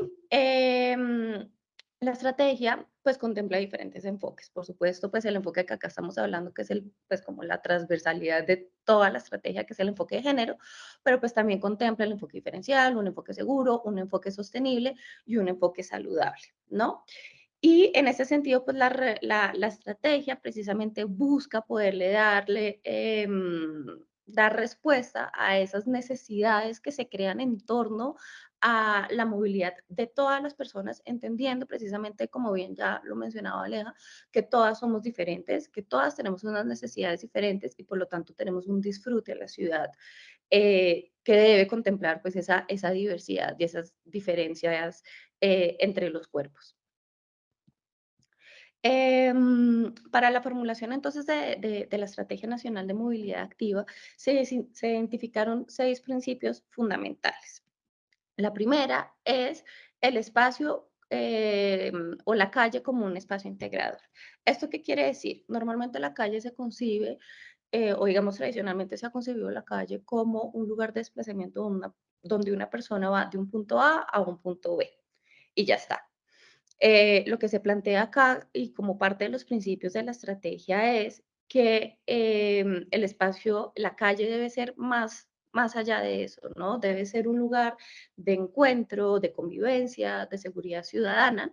Y para eso, para pensarlo de esa manera, se debe pensar que el uso principal de las calles esté enfocado precisamente a promover una distribución equitativa del espacio, en donde las calles pues también le den una prioridad a las personas y al disfrute de la misma calle, ¿no? Se debe resignificar la calle como ese espacio para compartir, para socializar, para encontrarse con todas las personas. El otro principio que contempla la ESMA es que es una ciudad saludable. Es decir, acá priorizamos la vida, el espacio público, en donde se promueven espacios de desarrollo y entornos saludables, ¿no? Cuando uno sale en la movilidad activa, pues está fomentando la caminata, el uso de la bicicleta y esto contribuye claramente a el beneficio y a la salud de las personas, tanto mental como físicamente, ¿no? Entonces, al promover una movilidad activa como una alternativa de solución también a los problemas un poco como negativos de salud de las personas, pues está también promoviendo una ciudad saludable para todas las personas. Otro de los principios es que debe ser coherente con los retos climáticos. ¿Esto qué quiere decir? Pues como bien lo sabemos, la temperatura del planeta ha subido exponencialmente debido a acciones que muchas veces son directas o indirectas y que tienen que ver con temas de transporte, ¿no? El transporte, pues, es un claro ejemplo de que muchas veces genera gases de efecto invernadero y se sube la temperatura del planeta. Entonces, al tener una coherencia con los retos climáticos, pues también estamos contribuyendo con esas estrategias de adaptación y mitigación de los gases de efecto invernadero. Otro de los principios que contempla la estrategia entonces es, y bien lo mencionaba Aleja en su exposición, es que las personas somos diversas. No todas las personas somos iguales y no tenemos las mismas necesidades. Y se entiende entonces como las personas diversas tienen pues también diferentes necesidades para desplazarse. No es lo mismo una persona, por ejemplo, que tenga algún tipo de discapacidad, que se tenga que desplazar, como bien lo mencionaba mi compañera, en una ciudad y que no encuentre rampas o que no encuentre un fácil acceso al disfrute de la ciudad, a una persona que no tenga este tipo de necesidad. ¿No? Entonces, en ese sentido, la planificación, el diseño, la ejecución de los proyectos de la movilidad activa pues deben ser contempladas en múltiples dimensiones y debe asegurar precisamente que cualquier persona, sin importar su condición física, ciclo de vida vital, su identificación o orientación de género o pues cualquier otro factor diferencial, pueda precisamente acceder a los servicios que ofrece la ciudad. Y el siguiente principio, pues tiene mucho que ver con este de personas diversas, ¿no? Y es el principio de la accesibilidad. Y es que la movilidad activa no es solo una cuestión de desarrollar una infraestructura muy bonita con los servicios de transporte y se acabó. No, sino también tenemos que intentar garantizar que todas las personas puedan tener precisamente una facilidad para poder superar cualquier limitación, sea social, económica, política o física, que impidan que esa persona pueda, y pues obviamente que está asociada al movimiento de la persona y al movimiento de la ciudad de la persona, que puedan acceder al disfrute de la ciudad, ¿no? Y por eso se debe pensar dentro de la estrategia en un diseño que sea inclusivo y que sea universal en diferentes escalas para el disfrute de la misma. Finalmente, el último principio contemplado dentro de la estrategia es este del cuidado de la vida, ¿no? ¿Y qué es el cuidado por la vida? Pues es precisamente priorizar la vida, en donde, donde se prioriza pues, la experiencia de las personas, no solo del vehículo motorizado y ya, sino entendiendo pues como que todos vivimos en una comunidad, y en ese sentido, pues se deben crear además unas calles que sean seguras para los viajes activos de las personas y de esa manera poder también reducir cualquier siniestro o incidente vial, ¿no? Cuidamos la vida, respetamos al peatón, respetamos al ciclista y pues todos convivimos en un espacio integrador. Em, es importante mencionar que la EDMA se hizo a partir de la formulación de un levantamiento de data para encontrar las necesidades en los territorios de lo que hacía falta, ¿no? La data termina siendo entonces algo muy importante porque en últimas nos permitió generar un diagnóstico que permitió precisamente decir, con estas líneas de acción son las líneas de acción con las que nos vamos a ir para desarrollar la estrategia. Este diagnóstico se hizo a partir de una información tanto cuantitativa como cualitativa en 38 ciudades de Colombia y se identificaron en esas 38 ciudades diferentes condiciones, por ejemplo, asociadas a la infraestructura y a la movilidad activa, ¿no? Y en esto se encontró, pues, que en efecto habían una serie de problemáticas. Por ejemplo, en los temas de infraestructura, se evidenció problemas, sobre todo para personas que tenían una movilidad reducida o personas que tenían, por ejemplo, al cuidado de niños pequeños. ¿Cómo se evidenció eso? Pues, por ejemplo, muy fácil, calles angostos que no permitían precisamente el tránsito seguro de las sillas de ruedas en, en el caso de las personas con discapacidad, los coches de bebés, en el caso de las mamás que tenían bebés, pues si la calle es muy angosta, pues no cabe el cochecito por ahí y toca no por el andén, sino por la calle, o incluso niños pequeños que no van en coche, pero tienen que ir cogidos de la mano con su mamá o de su papá y pues no pueden transitar los tres de manera segura en un andén. Por eso el diagnóstico, digamos, fue muy importante porque en efecto nos permitió diferenciar cuáles son esas necesidades diferenciales que se tienen en los territorios y a partir de ahí, pues poder proponer unas líneas de acción concretas y específicas.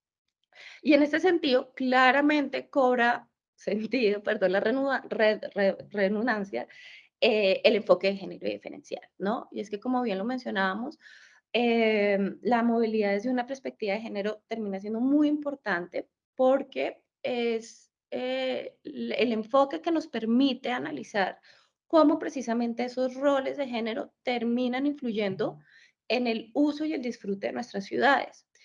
Y cómo a través del sexo, la edad, eh, la pertenencia étnica, las limitaciones físicas que se puedan tener, el barrio, la población en donde se vive, terminan condicionando y determinando esas opciones de movilidad de las personas. Y creo que eso es como un enfoque clarísimo para comprender precisamente eh, que hay que comprender una movilidad diferente y diferencial para que pues todas las personas puedan tener un disfrute de la misma, ¿no? Entonces, como bien lo mencionaba Aleja, hombres y mujeres, es un hecho, nos desplazamos de maneras diferentes. y por lo tanto tenemos unas expectativas, unas necesidades y unas limitaciones a la hora de usar un transporte público, por ejemplo, ¿no? Bien lo mencionaba, las mujeres tradicionalmente hemos tenido y hemos asumido unos roles de cuidado. Esto no quiere decir que no haya hombres, porque de pronto acá hay uno, ah, no, yo sí me hago cargo de los niños y yo soy la que los llevo al mercado. No, pero es algo que tradicionalmente ha sido asignado a los hombres, ha sido asignado hacia las mujeres, perdón, y tiene que ver con todos estos viajes o desplazamientos de cuidado o viajes encadenados.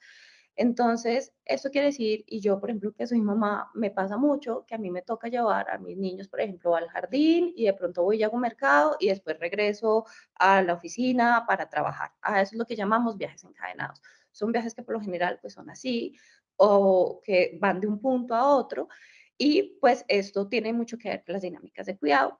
Algo que dista normalmente de esos viajes lineales del trabajo a la casa o de la casa al trabajo, que por lo general la asumen los hombres, ¿no?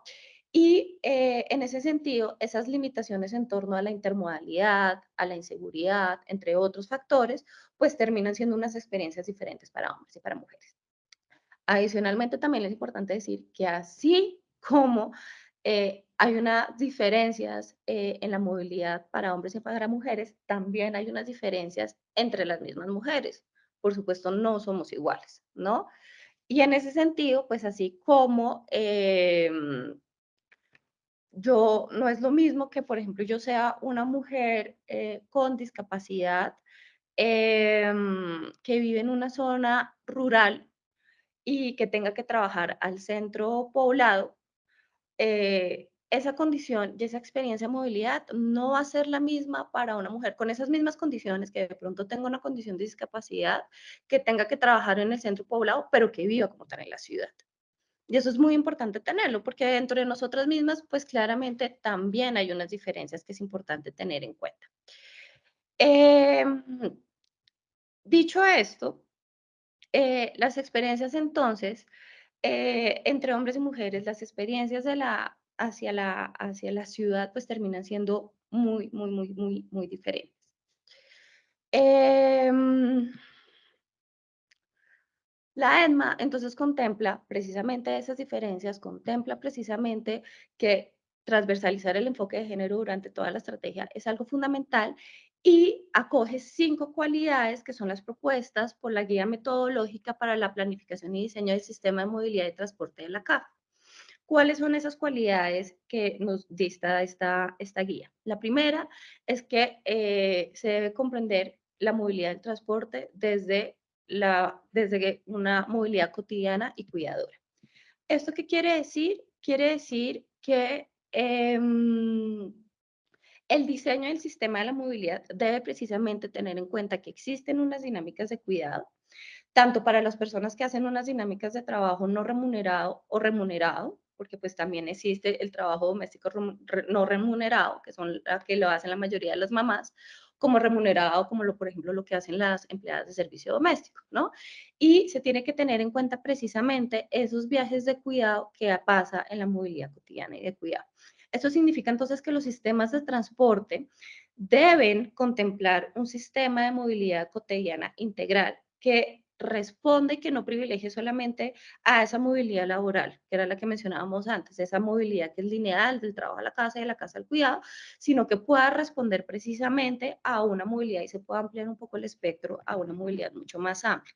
¿Cuál es esa movilidad de cuidado? Pues también puede ser desde los viajes de cuidados con los niños, pero también puede ser movilidad hacia el ocio, a cuidados personales. Entonces, en ese sentido, pues tiene que ser una movilidad en donde se contemple una conectividad con equipamientos de servicios de personas, de escuelas, de hospitales, de centros de salud, centros culturales, deportivos, comercio, que estén próximos y que sean cercanos a las personas.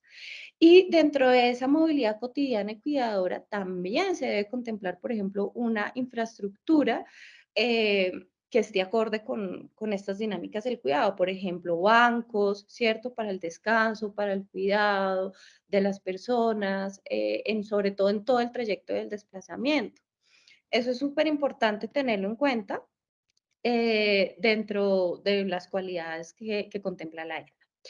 Lo otro en lo que se basó también la ESMA, que hace parte de estas cualidades que menciona la CAF, es que sea accesible y diversa. Lo hemos mencionado en diferentes oportunidades, pero simplemente pues esto es para recordarnos que pues somos diversos y en ese sentido se debe garantizar una accesibilidad para que todas las personas, ¿cierto?, se puedan mover y puedan a tener un disfrute de la ciudad. Entonces, en ese sentido, sin importar si es una persona con algún tipo de discapacidad, si es una persona, por ejemplo, de talla baja, mujeres, niños, niñas, personas mayores, puedan tener una accesibilidad y se pueda tener en cuenta esa diversidad de cuerpos, ¿no?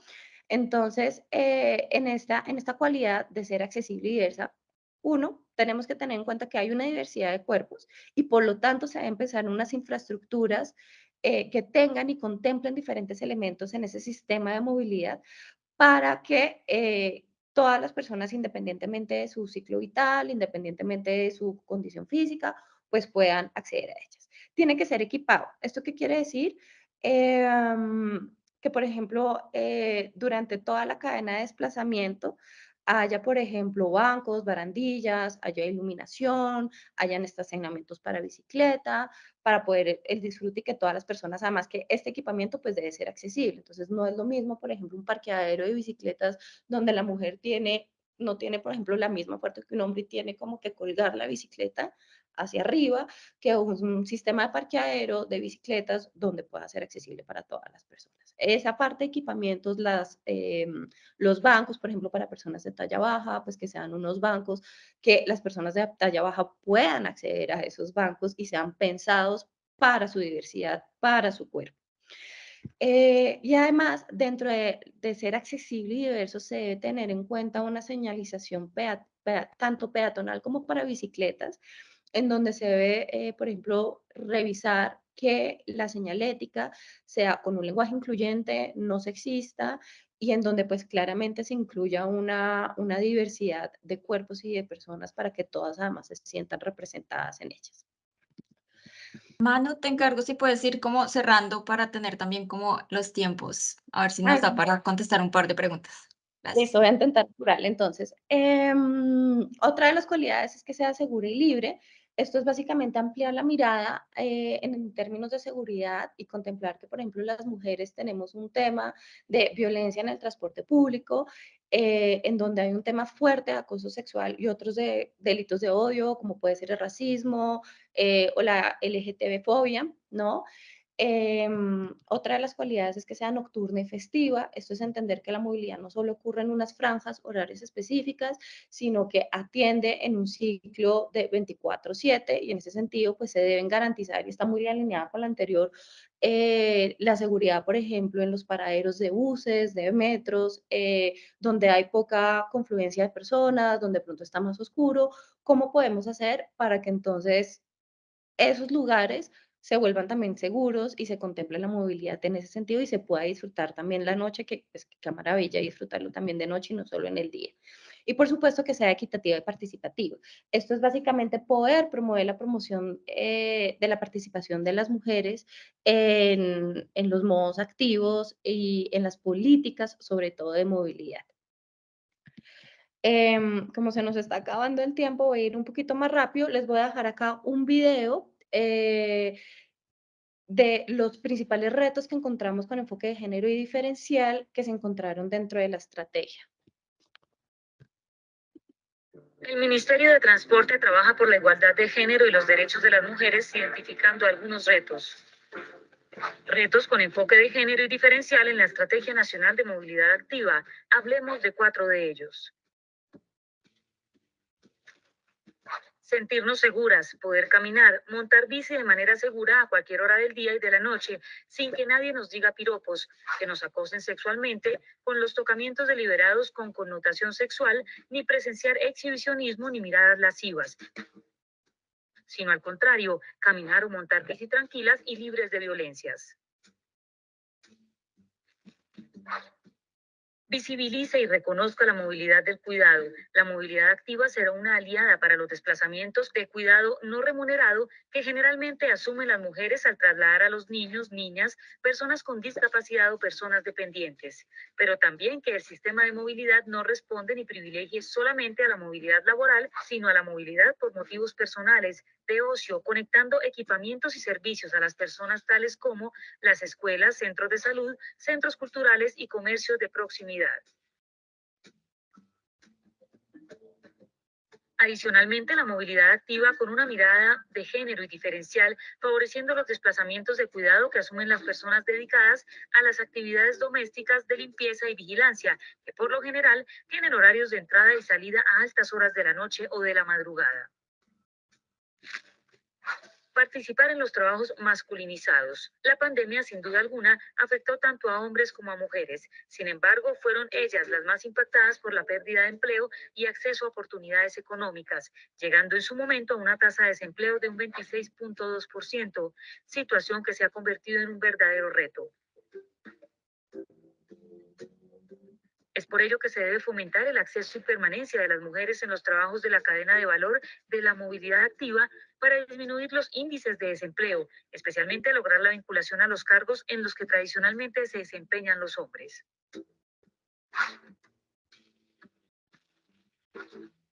Accesible y diversa.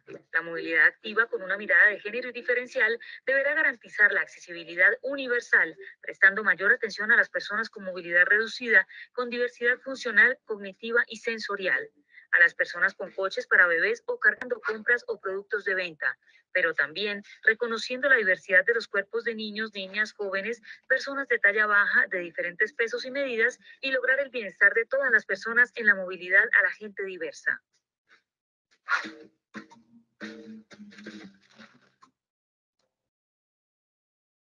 Bueno, este video un poco resume, creo que de una manera muy amable y muy bonita, un poco lo que se ha venido trabajando desde la estrategia con un enfoque de género diferencial y son estos retos que nos quedan por tener, ¿no? Que es algo que claramente contempla la estrategia.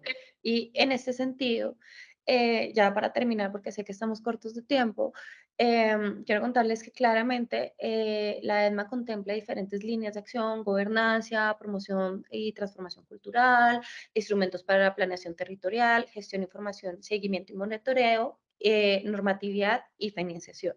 Y pues actualmente, si bien el enfoque de género es algo transversal que le apunta a cada una de estas líneas de acción, me quiero ir simplemente como comentándoles y como dándoles unos ejemplos de cómo actualmente lo estamos haciendo, ¿no? Porque pues esto suena muy bonito cuando uno habla en el discurso, pero el momento de materializarlo de pronto es cuando más claro se ve. Entonces, por ejemplo, dentro de la acción 1, dentro de la línea de acción de gobernanza, está la de propiciar espacios de coordinación para articular proyectos y política de movilidad activa con enfoque de género diferencial.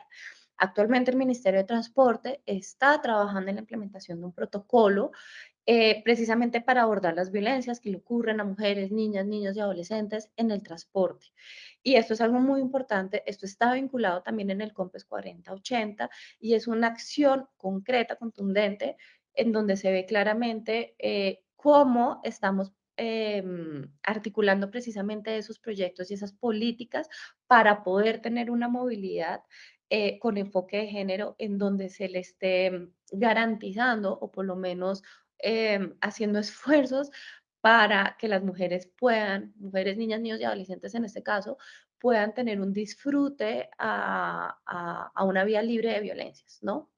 Y otro ejemplo que quisiera ya para terminar es este, que es dentro de la línea de promoción, transformación cultural.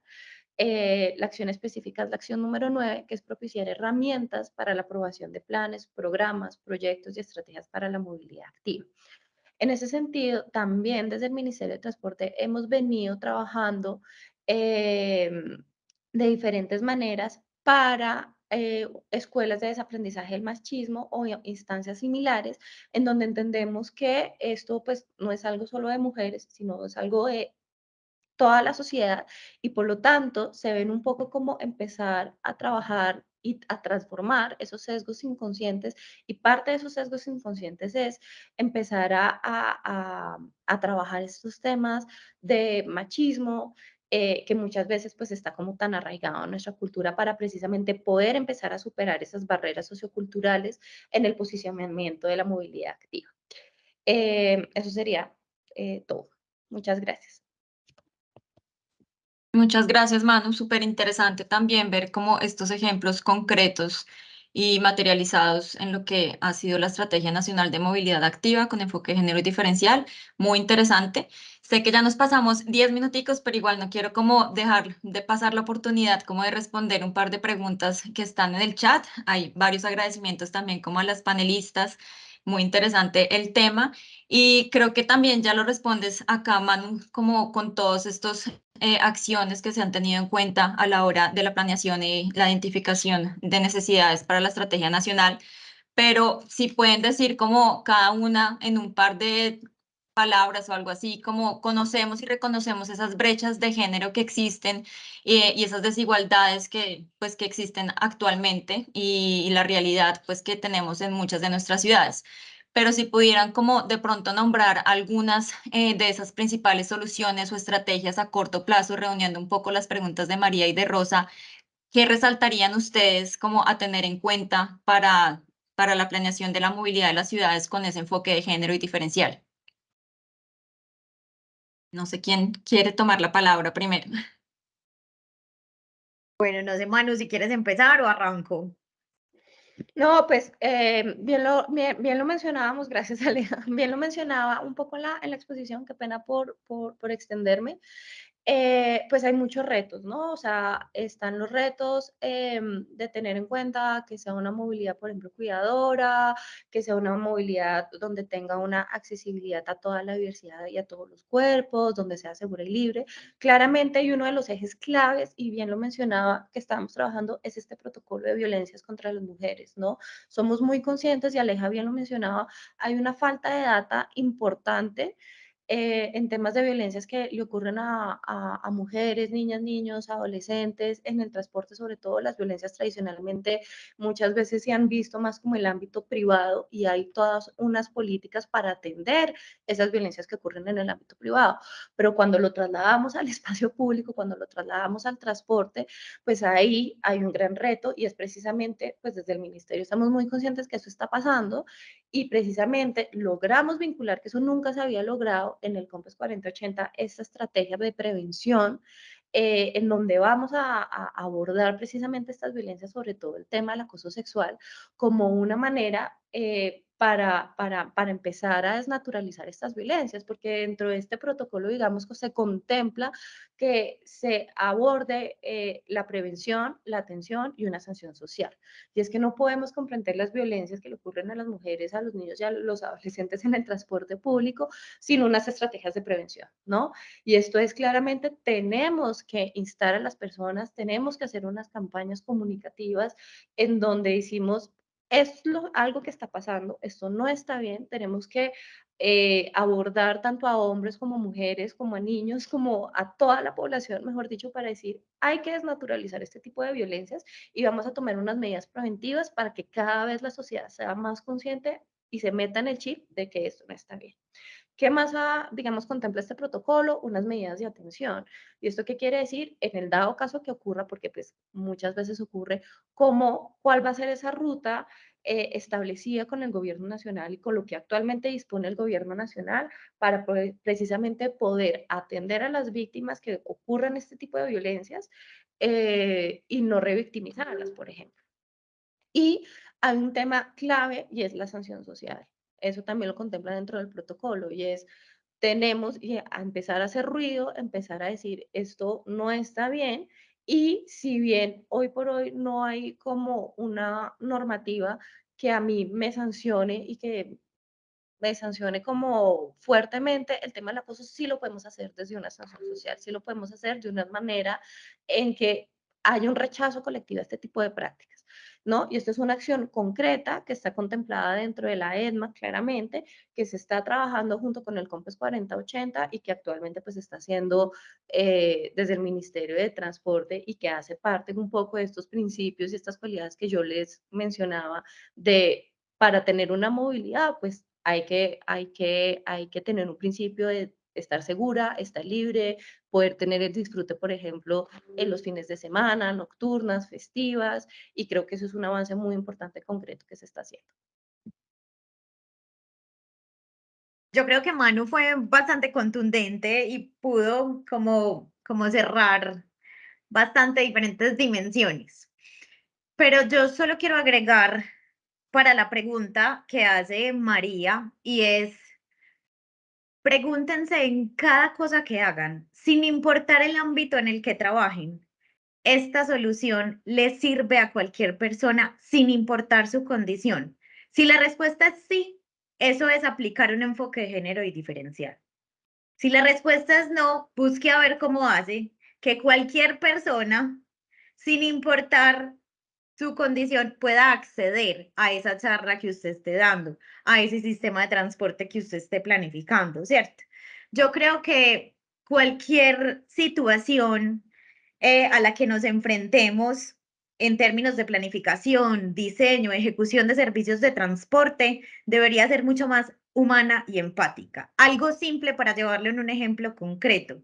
Si usted está operando un sistema de transporte, capacite a sus conductores, primero para evitar el acoso y el abuso de su parte a usuarias de transporte. Segundo, trate de condicionar la infraestructura del bus, entendiendo que las mujeres tenemos una ocupación volumétrica muchísimo mayor, porque agarre un niño o una niña y pase un torniquete, usted midiendo 1,55 m de un torniquete que mide 1,50 m, ¿cierto? ¿Cómo entonces podríamos hacer un sistema con una experiencia de usuario mucho más empática? Por ejemplo, donde yo me sienta segura en la noche utilizando el transporte público solo porque las luces del bus están encendidas en la noche. Eso hace la diferencia en una experiencia de viaje. Entonces, así podría ir, digamos, a múltiples ejemplos, pero me quedaré con esos. Vayan a las lecturas recomendadas. En la presentación estarán los diferentes vínculos y links de referencia. Exploren el caso de la Rolita en Bogotá, el caso del Plan de Ordenamiento Territorial, proyectos de infraestructura como el Corredor Verde La Picacha en Medellín, proyectos de transformación cultural que tienen, por ejemplo, en Cali, basados en promover la bicicleta en niños y niñas. Muchísimas gracias por la invitación. De nuevo, muchas gracias a ustedes por sus palabras en el chat. Trataremos de responder todas estas preguntas también por el correo electrónico porque sé que nos quedamos cortas de tiempo. Muchas gracias, Diana, y a tu equipo, y nos vemos en una próxima oportunidad. Así es, Aleja, muchísimas gracias a ustedes. No quiero cerrar sin antes invitarles como a todos a que participen de las otras sesiones de los webinars que estamos adelantando entre Euroclima y Mobilize Your City. Y antes, muchísimas gracias, Manuela y Alejandra, por toda esta información compartida por parte de ustedes. Ahora no pude compartir mi pantalla. Muchísimas gracias. Súper interesante todo lo que nos comparten. Los temas y los ejemplos son fundamentales para poder aterrizar y poder entender cómo se materializan estas acciones. Entonces, les invitamos a nuestros próximos webinars. El próximo 8 de agosto estaremos hablando de la introducción a modos activos, qué son y cómo diagnosticarlos. El 22 de agosto vamos a hacer una sesión sobre conducir una evaluación financiera de movilidad urbana. Y el 5 de septiembre cerraremos nuestras sesiones de formación con un webinar sobre vinculando la planeación urbana y de movilidad. Entonces, los invitamos. Muchísimas gracias por asistir y nuevamente disculpas por tomarnos un poco más de su tiempo. Feliz día, feliz resto de día para todas y para todos.